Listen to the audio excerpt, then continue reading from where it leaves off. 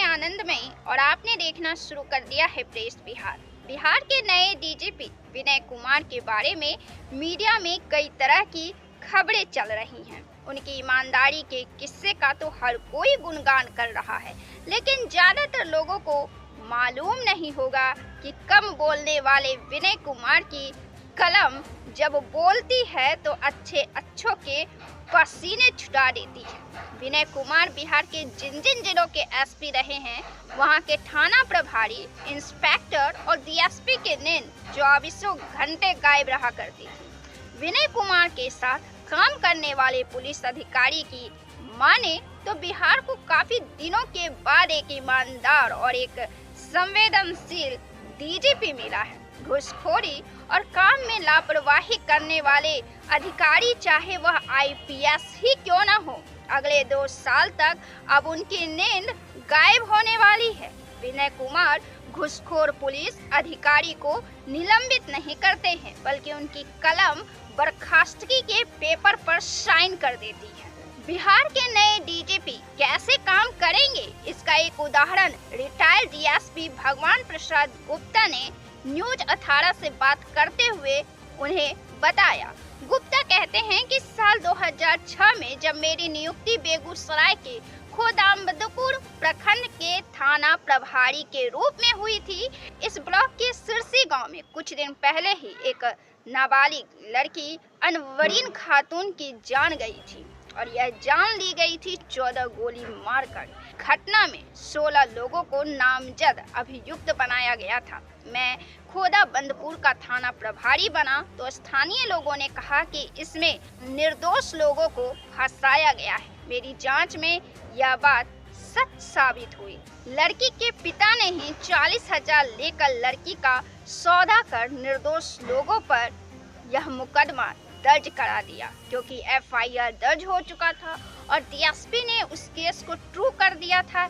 ऐसे में पुलिस के सामने बड़ी समस्या खड़ी हो गई कि निर्दोष लोगों को कैसे बचाया जाएगा। गुप्ता आगे कहते हैं कि बेगूसराय के एसपी विनय कुमार सर से भी स्थानीय लोग मिलकर इस बारे में बता चुके थे। एसपी साहब का एक दिन फोन आया कि भगवान, मैं परसों आ रहा हूँ। सर उस दिन खोदाबंदपुर थाना पहुंचे तो डीएसपी जोगिंदर सिंह भी वहां मौजूद थे। सर ने डीएसपी साहब से बोला, तुम अपने ऑफिस जाओ, मेरे साथ भगवान चलेगा। सर को लेकर मैं सिरसी गांव पानी और कीचड़ में पैदल चलते हुए पहुंचा। सर उस बस बिट्टी में भी गए जहां लड़की की जान गई थी। सर ने दूरी, क्राइम सीन, सारी बातों का अध्ययन किया। लड़की के बाप से भी बात किया जो लकवाग्रस्त हो गया था। लड़की को बस बिट्टी में मारकर बिस्तर पर सुला दिया गया था, जबकि बेड पर ऐसी कुछ निशानी नहीं थी। बाद में सर ने एफआईआर रद्द करने की सिफारिश कर दी। आईजी सर ने भी एसपी साहब को सुपरविजन को सही माना। इस तरह से 16 लोगों पर मुकदमा खत्म हुआ। सारे लोग आज भी विनय सर को भगवान मानते हैं। इस केस में बाद में लापरवाह अधिकारियों की नौकरी भी गई। गुप्ता कहते हैं कि विनय कुमार बेहद ही संवेदनशील इंसान है। आम आदमी के साथ अन्याय को बर्दाश्त नहीं करते हैं। जिले में एसपी रहते क्राइम मीटिंग में खुल्लम खुल्ला बोलते थे कि रिश्वत लेने की शिकायत आई तो थानेदार, इंस्पेक्टर और डीएसपी को मैं बांध दूंगा, निलंबित नहीं, एफआईआर दर्ज कर भेज दूंगा। ऐसे में हमारे जैसे थाना प्रभारी भी दहशत में रहता था। विनय कुमार के डीजीपी बनने से आम जनता और गरीब लोगों को काफी न्याय मिलेगा और आईपीएस अधिकारी ही क्यों न हो, रिश्वतखोरी और घूसखोरी में इनके शासनकाल में नपना तो तय है। रिश्वतखोरी पर विनय कुमार का पुराना ट्रैक रिकॉर्ड सुनकर थानों के अधिकारी ही नहीं, डीएसपी, एसपी, एसएसपी, डीआईजी और आईजी लेवल के अधिकारी की भी नींद उड़ने वाली है, क्योंकि विनय कुमार की बिहार के डीजीपी बनने की खबर जब से आई है, आईपीएस लॉबी में खलबली मच गई है। कहा जा रहा है कि पिछले कई महीनों से चर्चा चल रही थी कि कोई भी डीजीपी बन जाए, लेकिन विनय कुमार न बन पाए। ऐसे में अब उन अधिकारियों की नींदें उड़ने वाली है जिनकी रिश्वतखोरी और करप्शन की फाइलें सालों से बंद है। कई आईपीएस अधिकारी पर विभागीय जांच की फाइलें भी सालों से लंबित पड़े हैं। विनय कुमार न केवल ईमानदार अधिकारी हैं बल्कि उनके आचरण में भी ईमानदारी झलकती है। अगर ऐसा नहीं होता तो 3 महीने पहले वो कार्यवाहक डीजीपी बनने से इनकार नहीं करते।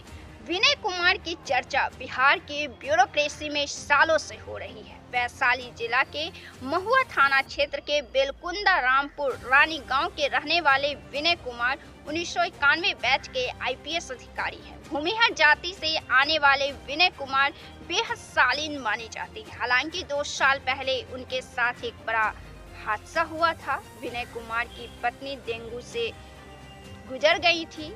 कुल मिलाकर बिहार को अपने तरह का नया सिंघम मिल गया है जो बोलता तो बहुत कम है लेकिन उसका काम खूब बोलता है। आईआईटी इंजीनियर के बाद आईपीएस बनने वाले विनय कुमार बिहार पुलिस में कई तरह के रिफॉर्म कर चुके हैं।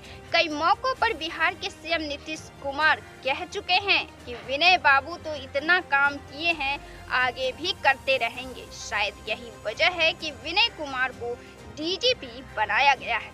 ऐसे में विनय कुमार को बेगूसराय जैसे जिले में घटना को कंट्रोल करने के लिए 90% की कमी लाने के बाद बिहार में भी 90% क्राइम नीचे लाने की चुनौती होगी। दोस्तों, देखा जाए तो हमारे समाज में बिहार के क्राइम को कंट्रोल करने के लिए, समाज को डर से भय मुक्त करने के लिए और आज़ादी से जीने के लिए, खौफ के माहौल को खत्म करने के लिए हमारे समाज से ऐसे ही अधिकारियों की ज़रूरत है न दोस्तों।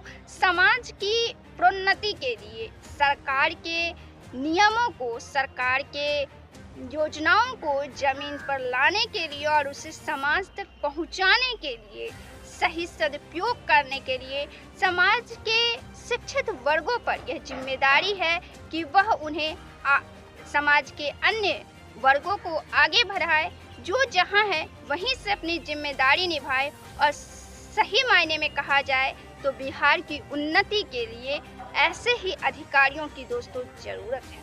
आपके हिसाब से आपको क्या लगता है? अपना विचार जरूर दें। आपको यह वीडियो कैसा लगा कमेंट कर जरूर बताएं। बहुत बहुत धन्यवाद।